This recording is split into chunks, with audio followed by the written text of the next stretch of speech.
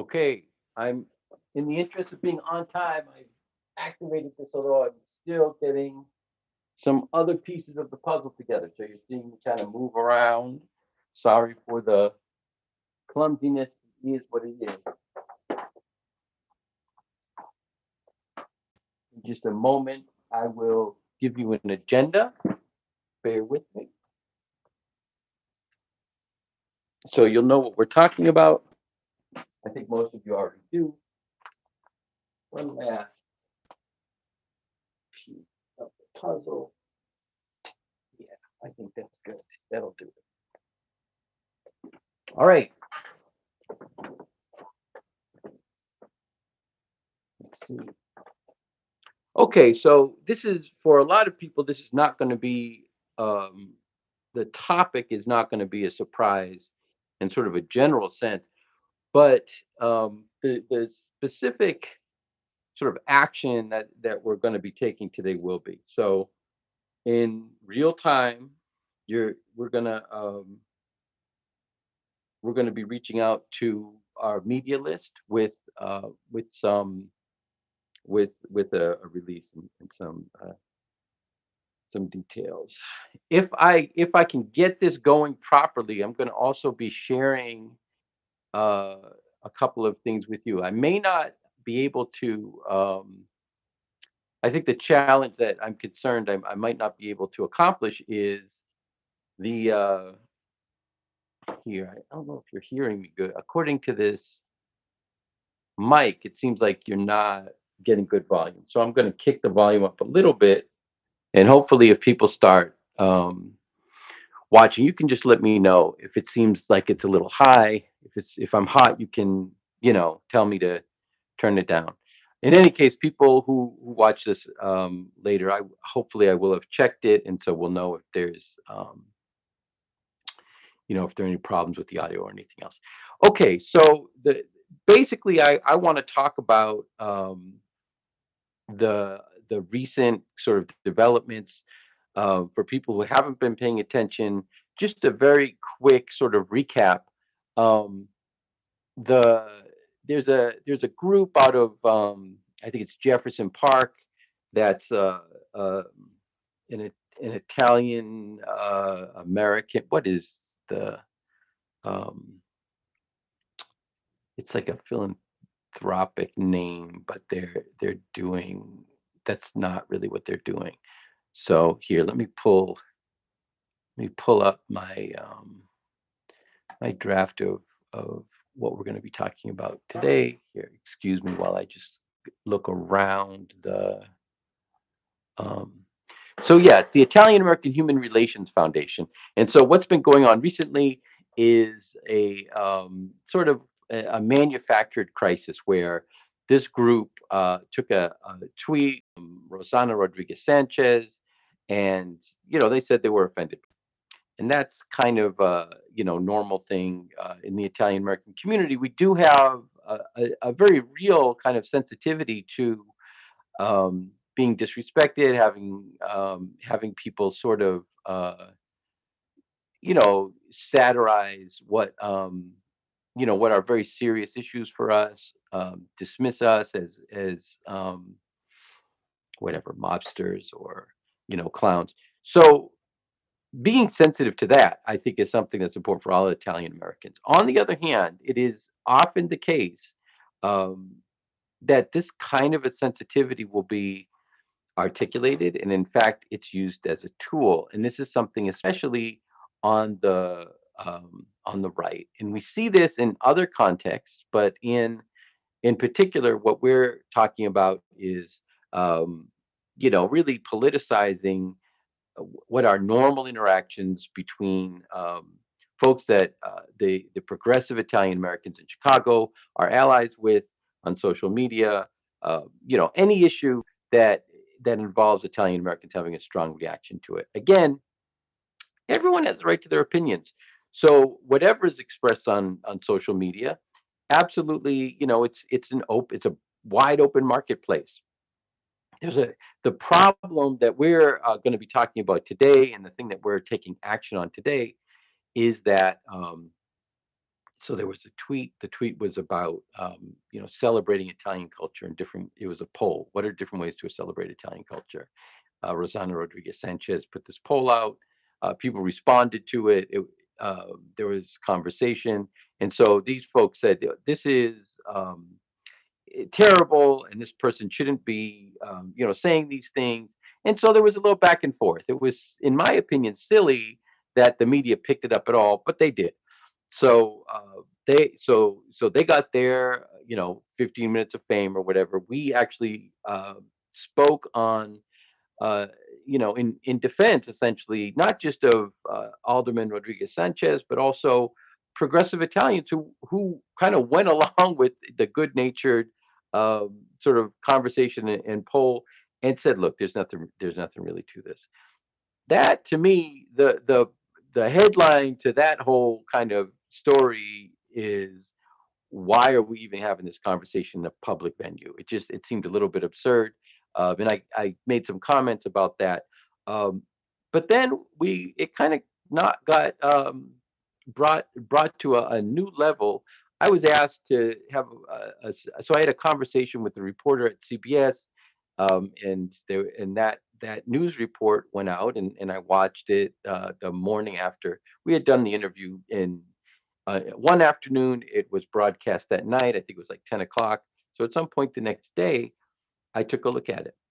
And so here's this guy, Lou Rago, who of the Italian American Human Rights Foundation, and he's no longer saying, this is terrible that there's a joke has been made about Americans, which again, it was just sort of like, roll your eyes. Do we really have to be this sensitive all the time, especially with people who have been allies of ours in our efforts in the past? In any event, now it's been kicked up to this alderman has to resign. So, let me first say that the prospect of starting to remove people from office because you don't like one thing that they've expressed on social media is, it's a threshold of a kind of purity test that I think is just really, it's a sign of the times, that because there's something very dishonest about people of any sort of, political slant talking about folks with another point of view, and saying, this person has done something so egregious that they need to be that they need to be removed from public office. It doesn't matter that they were elected, and in this case, just elected by their constituents. It doesn't matter that they are pursuing important policy that is supported by the city. We don't like this one thing they've done. They have to go. So what I'm going to get to in terms of that particular issue is, this is really a sign of the hubris of conservative Italian Americans in Chicago. And I blame the media for this, because they can say anything and somehow it ends up on the radio, in the newspapers, on television. And I find it frustrating, in part because progressive Italian Americans are also here, and we're working hard. We've been at every public meeting about the Columbus statues, which we support removing.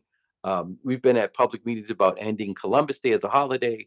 We work hard on work around Italian heritage and culture. We have weekly Italian language events. We have monthly Italian film events. We publish a periodical.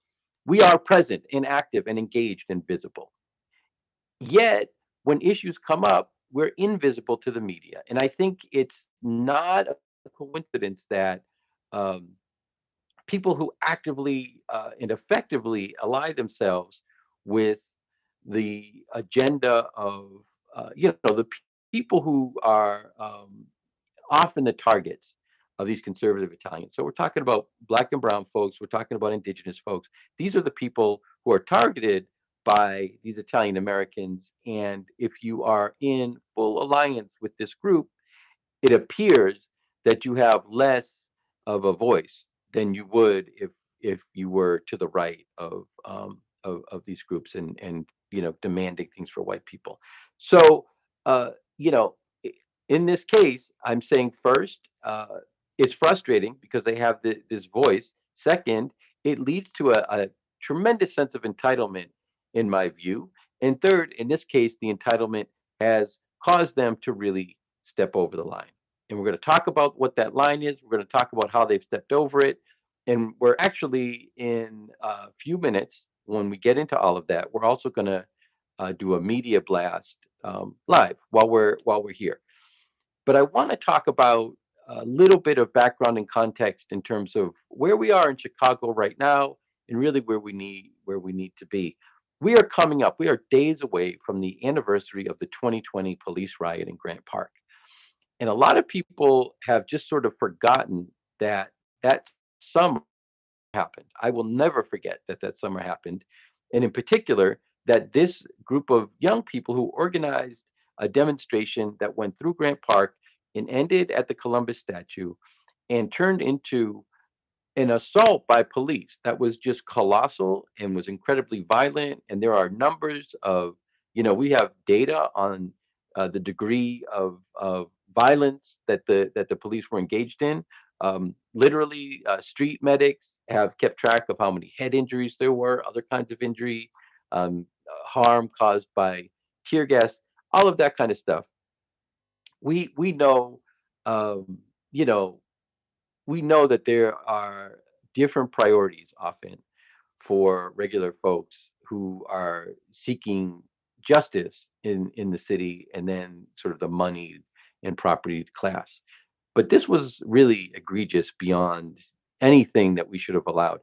And what sticks in my mind, and I think for a lot of people, what sticks in their mind about that day is Miracle Boyd, who's a young woman, a teenager, who was assaulted by a police officer, hit so hard in her face that her teeth were broken.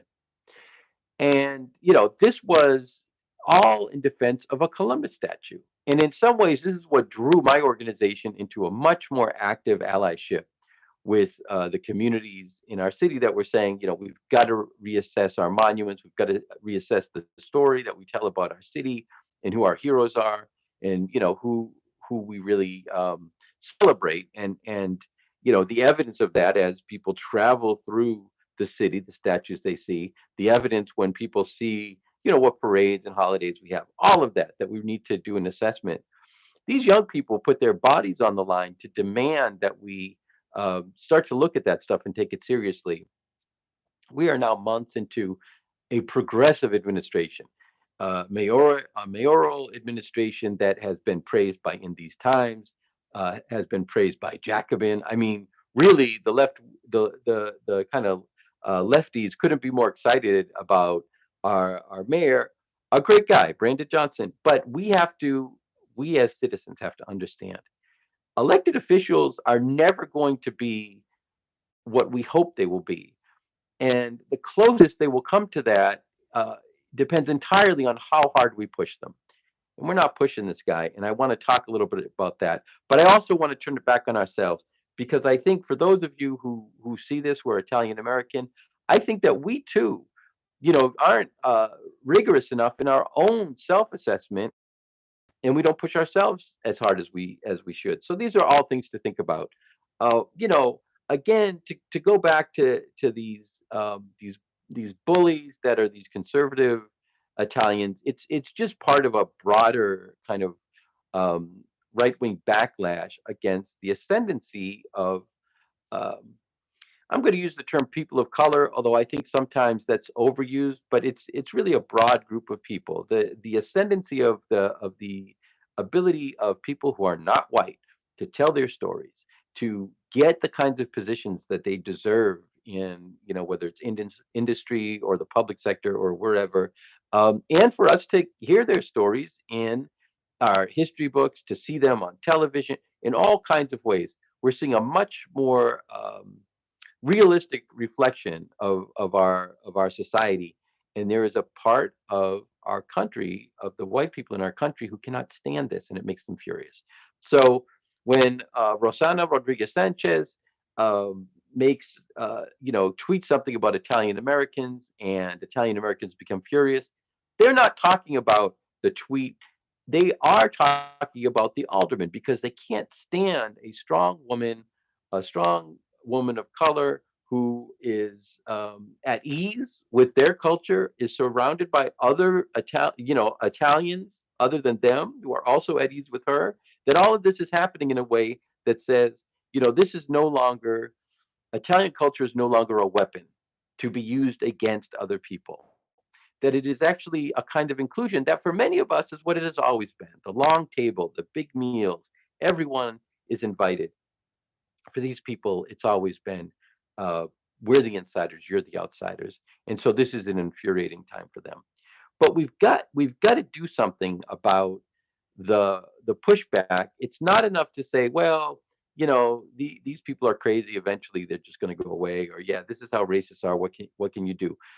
And we know it's not enough because here we are again. They've been furious since 2019 about the changing tide in terms of Columbus, in terms of monuments generally, in terms of the Confederate statues that are being taken down in other places. All of this is making white people furious. And when you just kind of accept it or brush it off, they don't go away. So here we are again in 2023. We've got one tweet from an important leader in city council and police reform, among other things, and that's also a part of that intersection. Remember, this is, as I mentioned, the anniversary of a police riot that was triggered by protecting a Columbus statue. So there's a synergy there. It's about power. It's about force. When that Columbus statue went up, Italo Balbo flew, the number two fascist in Italy, flew with his squadron over Chicago and people cheered. We like to forget that America flirted, uh, beyond flirted. Flirted makes it sound like a small thing, but America was deep in a cultural way into um, celebrating fascism. There is, there are recordings, there are videos and photos of big parades in New York where people are using the Nazi salute. There's a photo of Douglas Fairbanks using the Nazi salute. We were excited by fascism in its early years, and we were complicit in everything from IBM helping to create the technology for the final solution to the sort of celebratory ra- raising up of these Columbus statues. That, like in this case, we have a Columbus statue and we have a Balbo statue. I mean, this is the man who pioneered using poison gas from planes to kill civilians. He specifically, that set of um, that combination of things to terrorize the populace. This is the guy. This is the guy who, if fascism had outlived Mussolini, would have been running Italy with an iron fist. And we're cheering as he's flying. He's in parades. He's on the front page of the Tribune. This is serious business, and we've got to push back hard on these things. Now, I want to get down to the specifics of what we're doing here today. Here's kind of the bottom line of what we're about. I've prepared a press release, and so we're sending this out. I'm about to send this out. As I said, I'll kind of go back to where I started.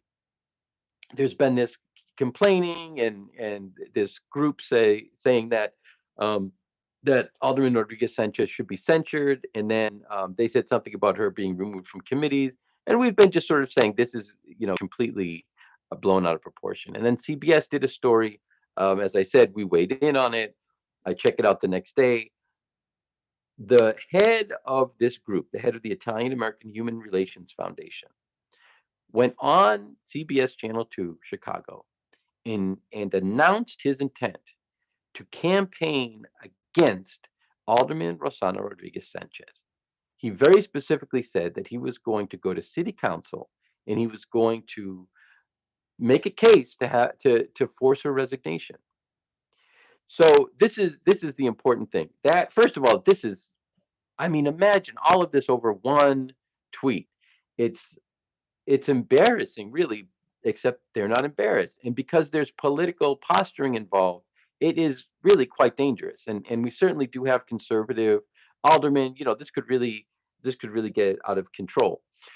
Importantly, this man is making these statements as the head of a foundation that is a nonprofit, that is has an IRS designation of 501c3. We're a 501c3. Uh, my view is that you can get pretty close to conversation about politicians shouldn't be stifled. I don't think that the IRS should be censoring the conversation about how we engage in society as part of the way they manage nonprofits. That doesn't seem appropriate to me. So if somebody says to me, "Hey, this group has said this thing about this person that you've worked with in the past. Do you want to go on the record with what you have to say about this person, this elected official?" Yeah, absolutely. Nothing wrong with that. Campaigning against an elected official or candidate is, I mean, it is absolutely expressly prohibited by the IRS. It's not even hard to find. So I'm going to read a couple of sections from the IRS website, which say, one section saying organizations are absolutely prohibited from engaging in political campaigns. According to, I mean, sorry, organizations are absolutely prohibited from directly or indirectly participating in or intervening in any political campaign on behalf of or in opposition to any candidate for elective public office. Violating this prohibition may result in denial or revocation of tax exempt status in the imposition of certain excise taxes.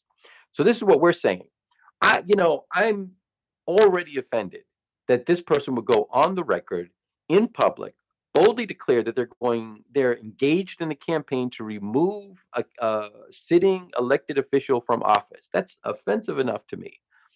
But there is absolutely no way that you can interpret him going to city council, which is what he says he's going to do. And he says he's going to bring more people from his organization. There's no way to interpret that as anything but a campaign in opposition to a candidate, to a sitting elected official. This is exactly what 501c3s cannot do. This is why you get the ability to people to make donations, and they can be written off, and other advantages. You don't have to pay taxes on certain purchases, and so forth, because you are not political. It's like a charitable purpose. You're not doing things like getting people elected and fighting against somebody being in office. This is that. I can't imagine a more a clear example of somebody using their 501c3 status. Remember, the foundation is the reason he ended up getting press. It's not some guy is mad at some tweet. Like, that would be nonstop. The news would be nothing but, especially old white guys like me and him, being cranky about tweets we read. However, this is this guy who gets attention and press and media because he is the head of a 501c3. And then what does he do with that? He campaigns against a sitting elected official. That's against the law, period. That is a violation of law. So what we've done, I mean, that's just one um, paragraph where I'm pulling from the website, but this is what I'm saying in this release that I just showed you. If Rago or other representatives of the Human Relations Foundation, in fact, go to City Council and advocate for the removal of Alderman Rosana Rodriguez Sanchez. We are contacting the IRS, and we are going to actively pursue not only the revocation of their 501c3 status, but we want those fines levied. It needs to cost them, and it needs to cost them a lot, because they're using their reputation and the sort of positive regard we give people who we think are doing just good charitable work to politicize what should have been just them expressing their opinion. They are turning a 501c3 into a PAC, basically, an organization to advocate, in this case, against an elected official and against an agenda that I happen to believe in, a progressive agenda about a safety net for everyone, about not having police sent to every emergency, that there are other professionals who can do some of that better.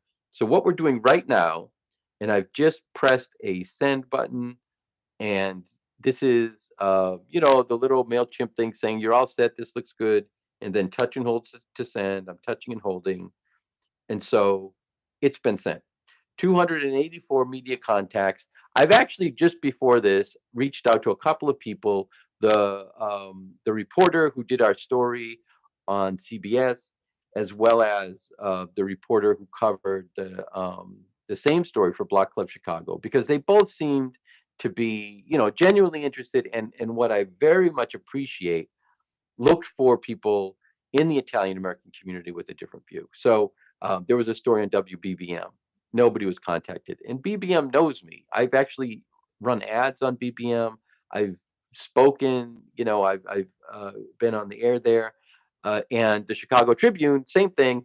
And not only that, but I reached out to them and said, "Hey, let's have a conversation going forward about the Italian Americans you have access to when you write stories that involve our community." Crickets. I even asked Alderman Daniel Laspada, another Italian American who is active in similar sort of progressive issues and has a similar point of view. He, in fact, is quoted in the Block Club Chicago article about these issues. Sort of the other person defending the alderman. Nothing, crickets. They're not responding. So, they're essentially saying we don't care if there are progressive Italians, we don't want to talk to them. We like these guys. We like these guys who are breaking the law, who are making a mountain out of a molehill, who are anti-black, anti-brown, anti-indigenous people. And I want to say something else. There was an article, um, sort of, broadly referenced a couple of things that I've mentioned in terms of what's going on in this, this sort of tempest in a teacup. The argument that I've heard, and it was on CBS, and they've made it in a couple of other places, is no other culture. You could never say such things. In another culture would, you could get away with it. A board member for one of these conservative Italian organizations actually struck a Black Lives Matter um, protester advocate at Arrigo Park. It was caught on, a phone captured a video of it. I called on them to censure that board member. Nothing happened.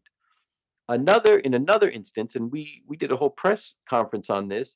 A woman who is, has indigenous background, an indigenous woman, was on Facebook, and one of these conservative groups had said, we want to, we're not against uh, indigenous culture. We want to make, we want to build bridges with these people. It's just about, Columbus, not about other cultures. She reached out in good faith, and what had abuse heaped upon her, and members of this group started stalking her on social media and threatening her to the point that she feared for her safety.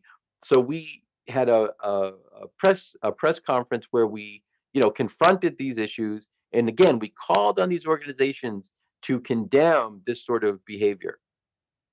Nothing, nothing. These silences are very important because you hear a lot of sort of boo-hooing from these groups about how they're treated so bad, and if anybody else got treated this way, it would be an outrage, et cetera, et cetera. They are hypocrites. They don't care when it happens to other people, and so we've got to really think about, the kind of people we're dealing with. And so this is what I say.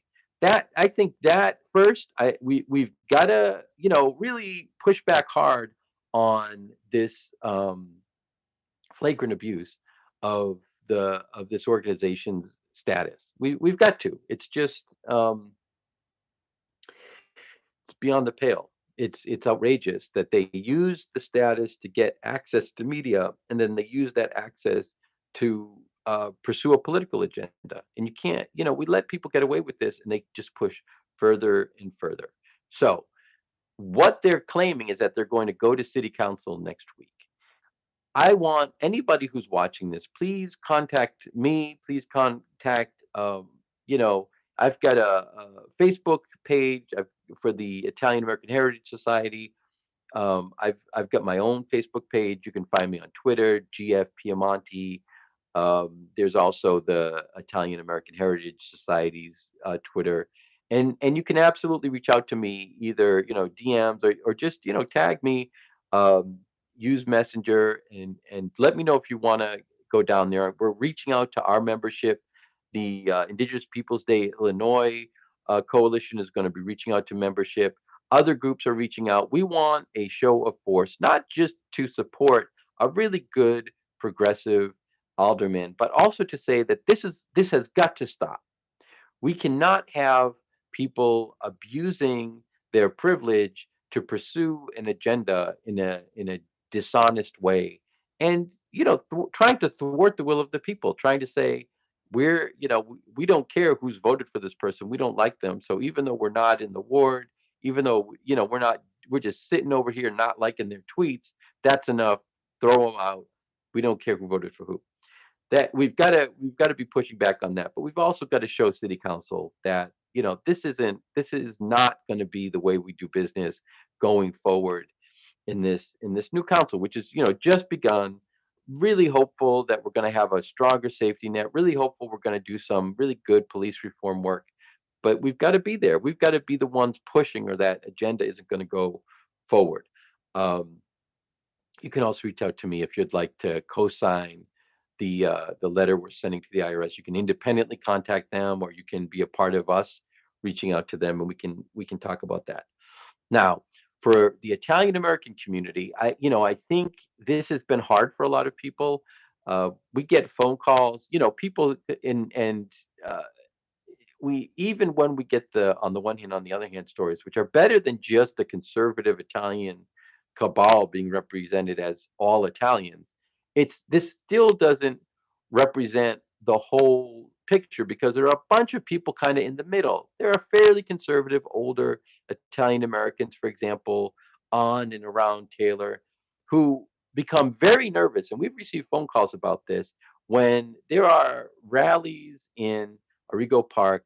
The Columbus rallies are Proud Boy rallies. That the Proud Boys are an integral part of the story of Columbus, of the FOP. Unfortunately, there's an alt-right sort of element to all of this, which is fused with a certain segment of Italian culture, and these, because they're conservative, these people kind of represent themselves as being the older, the more deeply rooted sort of Italian community.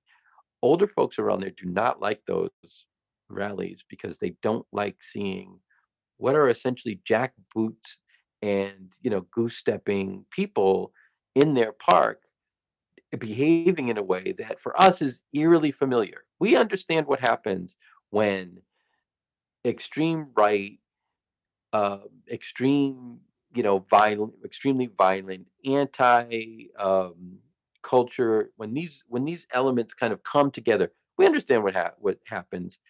The fascism was birthed out of the cultural complexities of Italy. We're responsible for, this is fasci, the bundle, right? We're responsible for, what the whole world has to contend with now. So these people are making phone calls to our group and saying, we're very concerned because we don't like what we're seeing. We're nervous about going outside.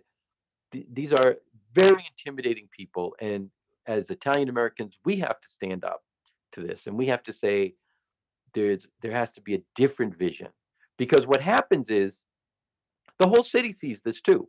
The whole city sees, the interview on CBS with the old guy who says, "Oh, I didn't like this tweet. It wasn't funny to me. This person should be kicked out of office, and I'm going to city council with a bunch of people and getting her kicked out of office." To everyone else, they say, "Okay, well, that's Italian culture. That's what these people are like." We've got to push back on that. That's not true of Italian Americans in the city. We're a different group of people.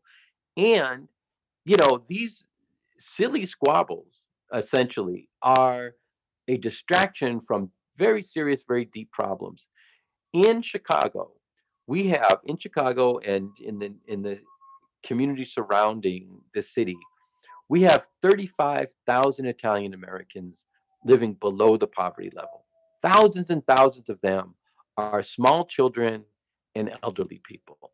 We have also very significant numbers of grandparents raising grandchildren by themselves. There is some of that that's intersecting. So we have, grandparents raising, in a lot of cases, it's grandma raising children alone, grandchildren alone in poverty. All of these people, the nonprofit that runs the Columbus Day Parade every year has $1 million in assets. What are they doing for these people who are living in poverty? What are any of us doing? Now, our group, which is relatively new, has a plan that we're working on, and we're going to be announcing in the next handful of months. Hopefully, it'll be before fall, what we're going to do about this, because it's been on our mind, it's been on our hearts. We've had these conversations. The cultural stuff is good. We're proud of what we do culturally, but what about the people? And what about connecting to people in a way that helps to knit community together? And service knits community. So, we want to see those kinds of things having priority. We want to see Italian culture in the schools being actively pursued. There is a national crisis as far as Italian culture and heritage being in our on the collegiate level available to students, and for people who pursue those areas as professors to have a place to teach and to write and to do research. There's a desert out there for these folks, and I've been to conferences. I've had conversations with these people, and it's a real problem, and it's not going away. We should be focusing on that. We should be focusing on Italian culture and Italian language in our public schools, in our elementary schools, in our high schools. This is the kind of work that we should be doing. Instead, we're fighting over, statues of a man that there is an absolute consensus. I'm sorry, with the exception of a small number of Italian Americans. I mean, literally, Italy, national newspapers write essays on what's wrong with Italian Americans and their weird, fetish with Columbus. We're in the minority, absolutely. Among white people, among globally, we're in the, micro minority. We've got to give this up. And instead, we're having fights over that when we could be investing that. As the city of Chicago was sending hundreds of police officers, squad cars, all of it to protect a statue. Statues do not need protecting. But as we were doing that and beating black, brown, and indigenous children, that same summer, we had riot in Grant Park on that one day, would have kept them all going, and we probably could have added one or two. So our culture is in crisis. We have people who are really struggling and suffering that we're doing nothing for. We're not perpetuating the means by which we can expand the understanding and appreciation of Italian culture. We're not doing any of that. Instead, we're having conversations about a tweet. And we have the nonprofit status, which should be the vehicle that we're using to help enrich our communities and help people who are struggling, is being used instead to play politics, to play alt-right politics at that, in Chicago, in a democratic city, in a city where people want to expand the safety net, in a city where people want to reform police, want to invest in public schools. Instead, we have Italians, many of whom, let's be very honest, are operating out of organizations in the suburbs, in the exurbs, and this is, they're using Chicago because of the money they make off the Columbus Day Parade, because of the political benefits they get from Chicago City Council and the contracts their construction companies get. We're used, but they're not investing. This has to stop. We need to fight back when we see this happening. And so, as we say, we're drawing that line. We're saying you go to city council, you advocate for the removal of a city councilor, we're contacting the IRS, because that's not what your status is for. It should be revoked, and you should have to pay fines. You should really be shut down. We're going to push back on all of these organizations that are basically using Chicago as a political playground. They need to invest in Chicago, or they need to move on. And we need to end the cultural association between Italian Americans and this sort of right wing reactionary behavior, and these icons who should not be icons.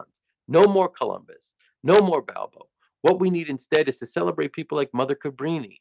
People have said Enrico Fermi, people have said Sacco and Vanzetti are other great people to talk about. But I've also heard, and I really like this, we need to celebrate the ordinary Italian Americans who came here by the millions and really transformed the country in many important ways. I believe that there is opportunity for us to once again have a renaissance in this city in terms of the impact of Italian culture. And, I think the way to do it is to be a part of the progressive political movement that's also taking hold at this time. Please, think about these things I'm saying. I'm also going to ask you to consider, if you're an aficionado of Italian American culture, to go to meetup.com. We've got a couple of things that I think you'd like. If you speak Italian even a little bit and you'd like to strengthen that, then you can go to our Italian language, Chicago Italian language events that are Parliamo Cafe. And then you can also go to the Italian Movie Club, which is also in Chicago. So Chicago Italian Movie Club. Although you don't have to be from Chicago to participate in either of these. Our language, our conversations are international. We have people from Canada, we have people from Italy, we have people from all over the country. It's terrific. It's a lot of fun. And similarly, the movie nights are really great and draw a diverse crowd. Both of them facilitated by wonderful volunteers who I am deeply, deeply grateful to. And you can become a member of our society. You don't have to be Italian if you celebrate Italian culture. Once again, you can find us on Facebook. You can find us on Twitter. We're actually redesigning our website right now, so it's not up, but it doesn't matter because you can easily get to our Facebook group. You can easily get to Twitter, and we do all of our communicating there as well. Thank you for your time. We'll see what's going to happen with this, what the next stages are going to be. For sure, consider coming out to City Council next week. We're very serious about this warning that we're giving to this organization. They need to back off. And we also are, really excited about putting forward a proactive agenda that will serve Italian culture, serve Italian American people, and not be so much caught up in this old stuff. Thank you for your time. I appreciate you. Whenever you take a look at this, please feel free to leave comments. I will at some point in the chat or the description or somewhere give some of the links to the places I've been talking about, and probably a link to this press release as well. Have a terrific day. Try to stay dry. As we're recording this, it's been like super rainy all day, and we'll talk again soon.